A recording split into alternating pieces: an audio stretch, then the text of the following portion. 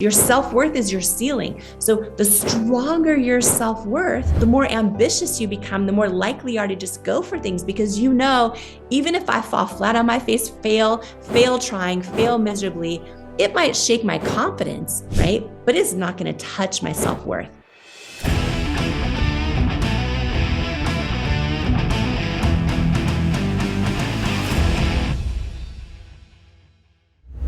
Oh my goodness, y'all. Thank you for tuning in to True Grit and Grace. This is Amberly, and this is a dream come true. I have somebody on my show today for you that is a household name. I've got Jamie Kern Lima here.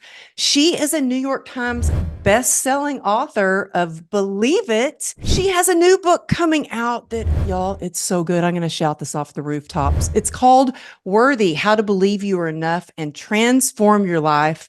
You may know her as the founder of It Cosmetics, and I think I need a little It Cosmetics fix up here. But I'm so glad, Jamie, that you wrote in your book about perfectionism. So I'm just showing up with some battle wounds and all. She's been featured on Forbes. Oh, by the way, with It, she sold that $1 billion deal. So she's been featured in Forbes because she's so successful.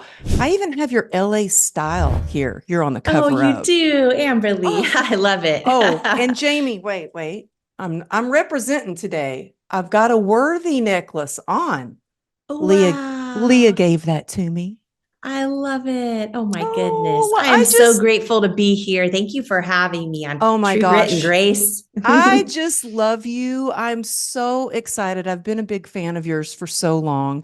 And your book was seriously amazing. I was just showing you before we started recording how I've got things highlighted. I've got sticky notes in it. And I'm just curious, what inspired you to write this book?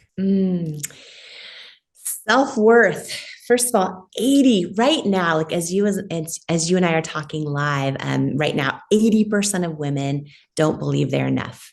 I've been there. Right. Me too. Most of my entire life, I have not believed I'm enough. And I thought for a long time, if I just achieve enough, then I'll feel enough. And there's so many lies I believed, which is why a big part of this book is about sort of unlearning all the lies that lead to self-doubt, and igniting the truths that wake up worthiness. And, when I think about the number, like how 85% of women don't believe they're enough, 75% of female executives, even female executives crushing it right now, deal with imposter syndrome. 91% of girls and women don't love their bodies. And then even when it comes to men, 73% of men feel inadequate. And I just, the time for change has come. And my whole mission with this book is really centered around this idea that in life, like, we don't become what we want, we become what we believe we're worthy of. And our self-worth is our ceiling in every area of life, in our relationships, our friendships, in our businesses, our goals, our dreams.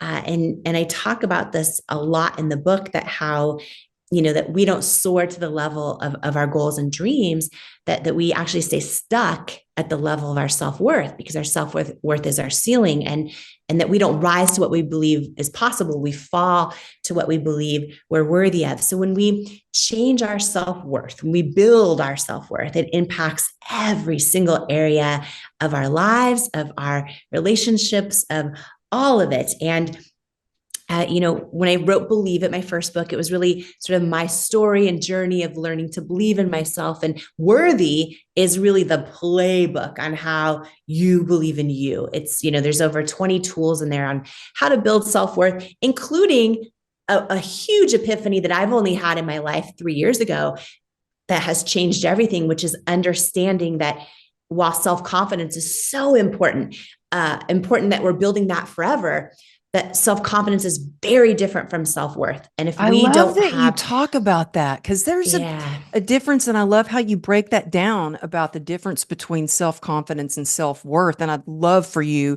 to just explain that a little bit, because you explain it so well in the book. Yeah. I thought that they were the same for a long time. And I didn't realize why I even needed to know the difference. And I just thought that, I just need to keep building more self-confidence and all the things that build self-confidence. And then I'll finally feel enough. And here is what is so powerful that maybe someone today listening to you and me, it's going to be a massive shift for them. That for anyone listening, and again, a lot of us who are very ambitious will fall into this group. But for anyone who's ever thought, when I finally get that thing, then I'll feel enough, right? Mm-hmm. And we think, okay.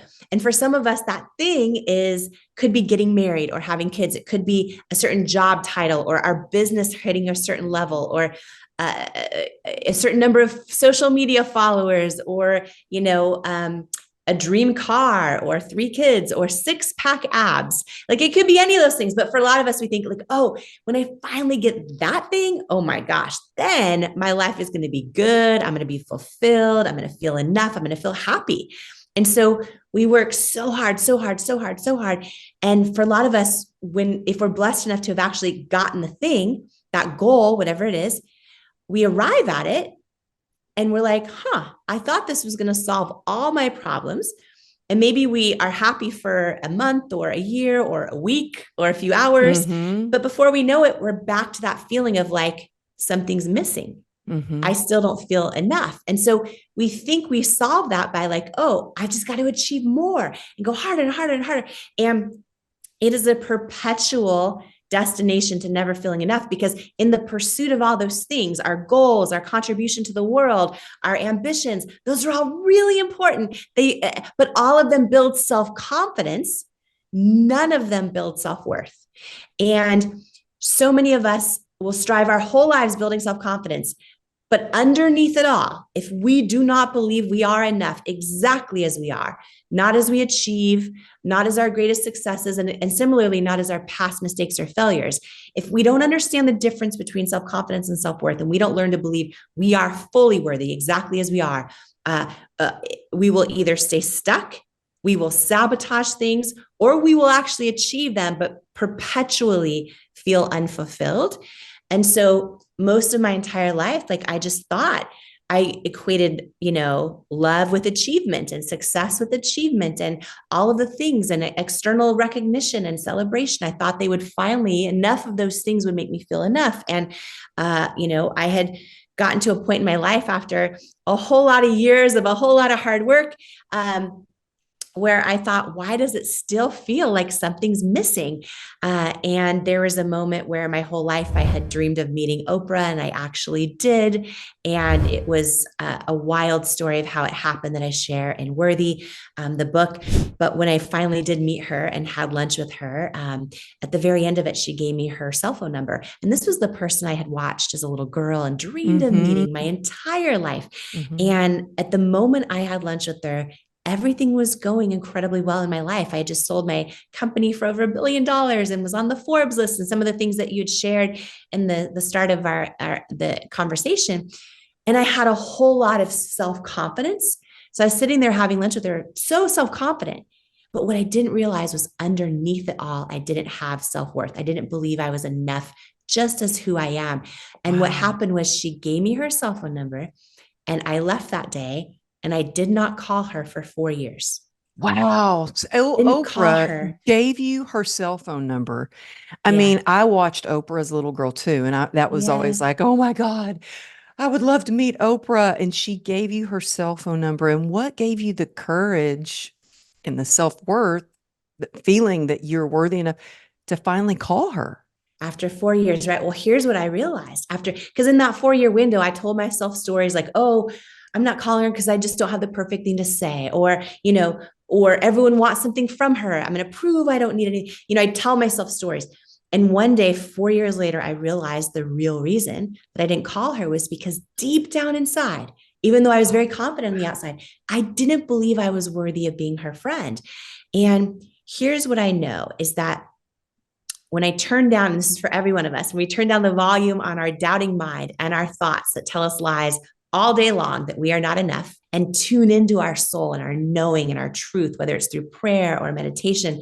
Like my soul knows I'm an amazing friend. Like Oprah or anyone else should be great, lucky to be my friend. I'm such a good friend. And that was the truth. And that was the day that I decided to turn down the volume, like on my doubting mind, and turn up the volume on my knowing soul that says I'm worthy and more than enough, just like everyone is. But I also realized that day, Amberly, that, oh my gosh, I have done all of these things that have built my self-confidence. And just really quick for everyone listening with us right now, self-confidence, while it's an internal trait and it's very important, it is based so much on external. It fluctuates. It's volatile. It's fragile. It's how we assess our own skills and abilities and our willingness to try and go for it. It's how we feel we compare and stack up to others, or how much of the world's definition of success we have. And it's great. All the advertisements, the things we go for in life, they all lead us to building self-confidence. It's one of the keys to fulfillment in life, along with growth and contribution. But all of that is multiplied by our level of self-worth to ever be fulfilled. And self-worth is the deep internal knowing that as you are fully enough and worthy of love and belonging, not as your past mistakes or failures, not as your greatest achievements, just you innately, you on your own are enough. And a lot of people have this fear, well, if I feel like I'm enough as I am, will I lose my ambition? And it's like, no, the opposite is true. The stronger your self-worth, which is why I wrote Worthy, right? There's 20 tools on how to build self-worth. Your self-worth is your ceiling. So the stronger your self-worth, the more ambitious you become, the more likely you are to just go for things, because even if I fall flat on my face, fail trying, fail miserably, it might shake my confidence, right? But it's not going to touch my self-worth. And the beauty of building strong self-worth is just you're finally able to feel enough and fulfilled as you pursue all the things that you're hoping to share and create and ideate and create and offer in the world. So self-worth is just the one thing that truly does change everything. It does. And you know what? One of the things I love about your book is that you have all these incredible quotes. And so that's one of the things I've really highlighted, but I also like how you have 5 powerful shortcuts to self-worth. And by the way, I was taking notes in the very front of your book before I realized you had a whole section in the back of your book to take notes. Lots of notes. Yeah. there is so much in this book. So I love seeing all your notes everywhere. Yeah. Well, can you give us a few of the 5 shortcuts for people to start to build their self-worth? Because yes. And I'll tell you, I noticed just yesterday I got offered a speaking gig and I turned it down because I knew they were paying other speakers $50,000 and they were going to pay me like a fraction of what my speaker's fee was. And it wasn't even about the money. It was about what it would do to my self-worth. And I was like, that's going to kind of knock me down a little bit. I'm going to say no, and the right opportunity will come along. And it made me think of your book, and you give 5 powerful shortcuts. Can you give us a few of those? I know we're going to run low on time, and I have a bunch of other questions, but I love that you give these shortcuts. Yes, of course. And I love that you shared that example, right? Because one of the lies in the book, so in the book, I go into all these lies that lead to self-doubt. And one of them is, I don't deserve better. And it's why we would maybe take a way lower speaking fee, or why we would stay in an unhealthy relationship because we don't want to be alone in that case, or all of those things, right? So when it comes to the shortcuts to building self-worth, for anyone listening to us right now, just to share quickly to kind of set those up, 3 ways. Because if anyone's listening, they're like, oh, wow, I didn't even know self-worth and self-confidence are different. Do I have a self-worth challenge? Like, is that an issue for me? Here's how just to kind of set these up, how if self-worth is a challenge. It usually shows up in our lives in one of 3 ways. So if we have really, really low self-worth, for a lot of us, that looks like we're stuck.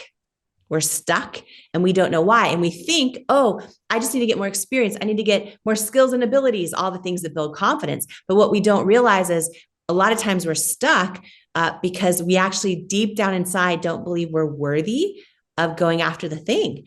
And so maybe we want a relationship, but we're not getting on the dating app and we don't know why, or we're not, going out and socializing, or we know we're stuck in a job we don't love and we really want to launch our own thing and we don't know why we're not doing it. Or we love painting and want to share our art with the world. And we're like, but why am I afraid to? And a lot of times we will stay stuck and we will think, oh, I've just got to get more skills or more experience. But really, it's an actual self-worth issue. It's that we don't believe we're worthy. We have a limited belief that tells us we're not worthy of the thing because our self-worth is our ceiling. So feeling stuck, not going for stuff and not knowing why, that's one big sign. And then if you have low to medium self-worth, what that often looks like is we'll actually go for the thing. We'll launch the business. We'll start writing the book, whatever it looks like. But then we sabotage it along the way. We hit a ceiling. We want to have a 7-figure business or we want to have a 5-figure business, but we stay at 4 figures and we don't know why. We hit a ceiling. We, write the whole first half of the book, but then, or even finish the book, but then we kind of sabotage it and don't send it out. We have this amazing idea, but we find ourselves on Instagram for 8 hours a day. We meet somebody who's an incredible potential partner and we kind of put them in the friend zone and decide we're not attracted to them. And we don't know why. Like we will sabotage them. Or in my case, by the way, I had low to medium self-worth, even though I had a ton of self-confidence. And I finally met Oprah and finally had the lunch and then didn't call her for 4 years, right? Because our self-worth is our ceiling. If you have medium to high self-worth, which a lot of really, really ambitious people fall in this category. You have medium to high self-worth. It looks like you'll go for the thing. You'll make it happen. You'll drive it to the finish line. But then you arrive still feeling like something's missing, still feeling like you're not enough, like it's never enough. And it just, you're perpetually unfulfilled. And a lot of people that are high achievers fall in that group. And so they end up thinking it's their job's fault or it's their partner's fault that something's missing. Oh. And they don't realize that deep, deep, deep down inside, they actually have a self-worth issue. They don't believe they're enough on their own, just as they are, and they don't realize that. So they're thinking that it's something around them that's what's missing. And so, it's truly the one thing that changes everything. So there are so many tools and tips in the book and shortcuts so there's one chapter that's all about 5 shortcuts that you can apply really quickly in your life to help building self-worth. And then there's some chapters, Amberly, that are like real powerful tools. There's one on how to overcome and completely change your relationship with rejection and failure, the fear of rejection and failure. It was his own book, but I didn't want to wait 2 more years to put it out. So it's now chapter 2 in Worthy, called When You Change Your Relationship with Rejection, You Change Your Entire Life. There's so many tools packed into this book. One of my favorites is this concept of how so many of us think something's wrong with us and that we're odd or strange or different, or we have to change who we are to fit in. We have to be someone other than ourselves to wear the CEO title or to make everyone happy. And it's a whole chapter called You're Not Crazy, You're Just First. I love that chapter. But there's one part that I also really love because it really hit home for me. And it's about, because I think so many women base their self-worth on their appearance, on their weight. Yes. And I remember when right before I ended my first marriage, I looked at my husband. I said, "I'll never be thin enough, will I?" And he said, "No, you won't." And it was like, oh, a dagger in my heart, but it was a wake-up call for me. Like, I'm never going to be enough for him. And I had to do a lot of work to get over that. What would you tell someone out there who does base their worth on their weight or how they look or how short or tall they are or just their appearance? What would you say to that? Yeah. So there's a whole chapter called Don't Wait on Your Weight to Live Your Best Life. And it's about unlearning the lie that somehow our weight or our appearance determines our worth.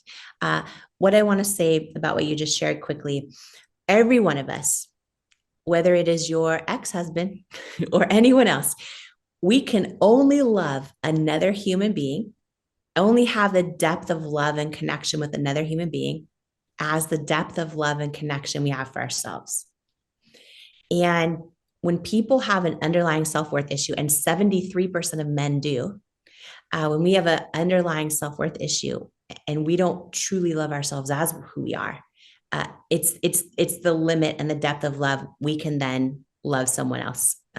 And so that comment that he said has nothing to do with you. That has nothing to do with you. And I obviously thank you. I wish I knew that then.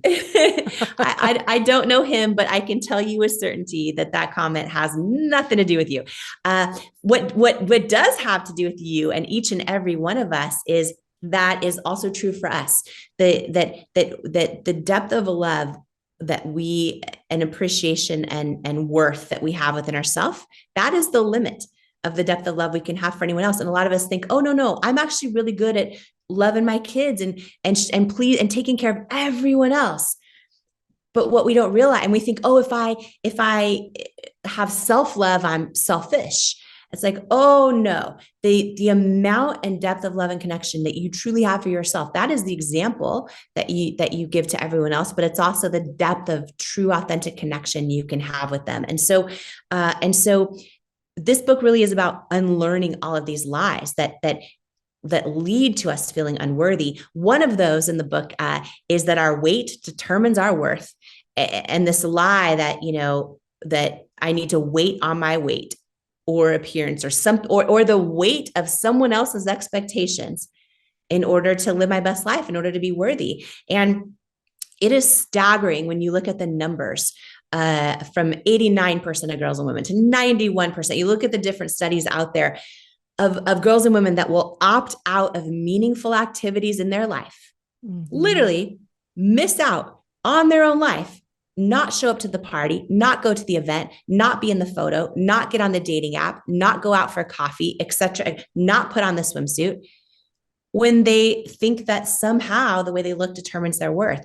So for me in my life, like I had done a lot of work of overcoming the story I told myself about my rosacea and different sort of physical appearance flaws. And I, built a company that has tens of millions of customers who have fundamentally redefined their definition of beauty. I've done all of that. And I share in the book that still throughout all that, I still struggled with that lie that my weight determines my worth.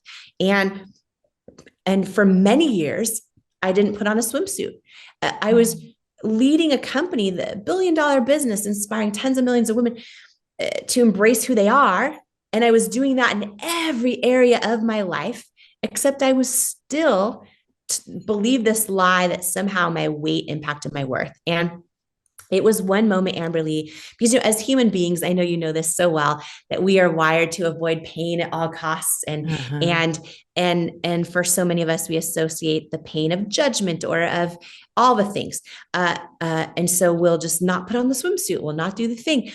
And there was a moment where my 1-year-old daughter Wonder and I and my husband, we were at a public hotel and a big swimming pool and going to take her swimming for the first time. Oh. And my plan was to sit out, to wear a big old cover up like I always do, and sit on the chair in the side of the pool and watch her go into the pool with him. And I just had this moment hit me like a ton of bricks where I realized, what has waiting on my weight already cost me in my life? Wow. That just gave me goosebumps. Right. And for everyone listening to you and me right now, we can say, what is waiting on my weight already cost me? What is self-doubt already cost me in my life? And for so many of us, the answer is way too much. And I imagined, if I do not change this belief, and if I do not reframe this, and if I do not decide I am worthy as I am, the pain of judgment or whatever, that is tiny compared to the pain of regret and the pain of like, what has this already cost me? What is waiting on my weight already cost me in my life? And also, by me not getting in that pool and shaking and jiggling my cellulite with joy, I am teaching my daughter she's not worthy of doing the same. I am robbing another woman of an example of, feeling like freedom and joy and Yeah. worthiness. And so I Oh, talk about how to reframe all of it in your life I and love how I that. reframe that lie. And believe, in a way, you have to believe it in your core. And I talk about how to do that step by step. So now, literally, I will put on the swimsuit, jiggle my cellulite with joy. I do not believe for a second that my weight determines my worth. And it tastes like freedom when we can do this. So, yeah, that's one of over 20 tools in the book about really how do you really unlearn those lies that lead to self-doubt? How do you build that unshakable self-worth? Because if we don't, we will end up doubting ourselves out of our own destiny in life. And so many of the things that have happened in my life, my greatest moments almost didn't happen. And a lot of moments never did happen because of self doubt. So, this is really a book about how to break through all of that and also how to build unshakable self worth. That's why I called it worthy, because I'm like, this is the thing. It's the one thing that just changes everything. Like, you want to double your business, double your self worth. You want to double your net worth, double your self worth. Like, it is the one thing, that self worth, that becomes our ceiling. Well, thank you for sharing that. And yeah, honestly, like I was helping our mutual friend Leah get set up. Was at the Dallas market, and I was helping her getting set up. And I was like, "Can you believe it? I am going to finally get to talk to Jamie and have her on the podcast. This has been a dream of mine, and Mm. I've got two black eyes and eight stitches in my head." And she goes, she's gonna love you. She's gonna get it. But really it's because of what you share in the book that I'm like, well, I'm still gonna show up because I've Yes. got some self-worth after reading this book. I love Yes. Yes. I love it. I'm not Yes. kidding. And this is seriously a book that's going to inspire, that's going to really up-level people's businesses, relationships, their lives in every way, because there are so many tools. There are so many like quotable things. Like I said, I've highlighted so many things. Um, and so I'm so excited for you in this book. And I know I could talk to you for for hours and hours because there's Mm. so much goodness. And I have like pages of notes to ask you. So we'll have you come back on when I'm at my studio sometime and you're in Dallas. Let's But do it. tell everybody where they can find your book, and where they can find you. Because if you're not already Yeah. following Jamie, you need to follow this lady. I mean, I'm sure you've seen her speak with Tony Robbins and maybe seen her with Oprah, but follow her on Instagram and tell us where they can find your book and where they can really connect with you more. Yes. So Worthy is Worthy is available anywhere books are sold: Target, independent stores, bookstores, Audible. And I'm donating 100% of the proceeds, all of my author royalties, everything, 100% donated. And I don't even sell anything on my site, but at worthybook.com, there's lots of free thank you gifts and a ton of resources and stuff I did to kind of go with the book. So worthybook.com is a really great place. And then I'm on Jamie Kern Lima on Instagram and YouTube, as well, at Jamie Kern Lima Official. And I'm just honored and grateful to be here. And Amberly, I am so grateful you showed up. And this is an honor for me to be on your show. And I'm really Oh, grateful. And I would love to do a part two. I would love to do a part two as well. And yes, I I'm would just love that. yeah, and I'm seeing you mark up that book, and all your notes and all your highlights like fills my soul. So I love it Oh, so much, and it was I just so believe like good. this book will. I did a. It's funny in the. I just got the very first hardcover You copy did. hot off the press, and I did this library card in the very back, like old school library card, because my dream is that when one woman gets it, she writes her name in, reads the whole book, then passes it That on is to so another cool. woman and getting a full library card. Because I That just is so I just cool. have this vision, like no girl, no woman, no person left behind, and knowing they're worthy. And I just think about the unhealthy relationships that will end, and the businesses that'll be launched, and the ideas and talent that'll be shared with the world. So thank you for helping me get worthy out into the world. I'm super grateful. It's amazing, and I am blown away by your poem in the back of the book, by the way. Mm, I mm. am just blown away at how well this book is put together. And one last question. How long did it take you to write this book? Because I Oh just signed a gosh. new book deal and I'm like, oh my gosh, I'm freaking out a little bit. But This book is seriously, it's unbelievable. How long did it take you to write It's this? been the last 3 years, the last 3 years of my life. But I find books are different. With Believe It, my first book, and both were like divine downloads, honestly. But with Believe It, my first book, I binge ate Lucky Charms, was sobbing my eyes out, and the entire first draft was done in 2 weeks. Wow. And I just think they're all different. They kind of just are these offerings out to the world that come out, and however, and my hope and prayer is just that worthy. Is exactly what somebody needs right now, because when we believe we are enough, it changes everything. And I hope that everyone listening and watching, you and I, will share with you, Amberly, and me as well, just like your favorite takeaways, your favorite stories, and how the book has impacted your life. And then when you get yours, please share it with someone else when you're done. If you can't share it because you have a million highlights and you just want to reread it, then just tell someone about it. That would be amazing, because I think Oh, that I'm just this going is to going to be a buy, movement. this is my copy. I'm just going to buy it for like my mastermind people and my friends Mm. because it's that, I mean, it's that good. And I just thank you for your time. I know you've got such a busy, crazy, eventful, fun packed schedule for your book launch. And I just appreciate you taking the time to be on True Grit and Grace. And y'all take a screenshot and tag me at Amberly Lago Motivation and Jamie Kern Lima. And when I see that, I put it back in my story. Thank you for tuning in. And Jamie, I love you. Thank you so much for being on the show. And I can't wait to see you. I'm going to see you at an event next week. So I can't wait to hug Yes. your neck.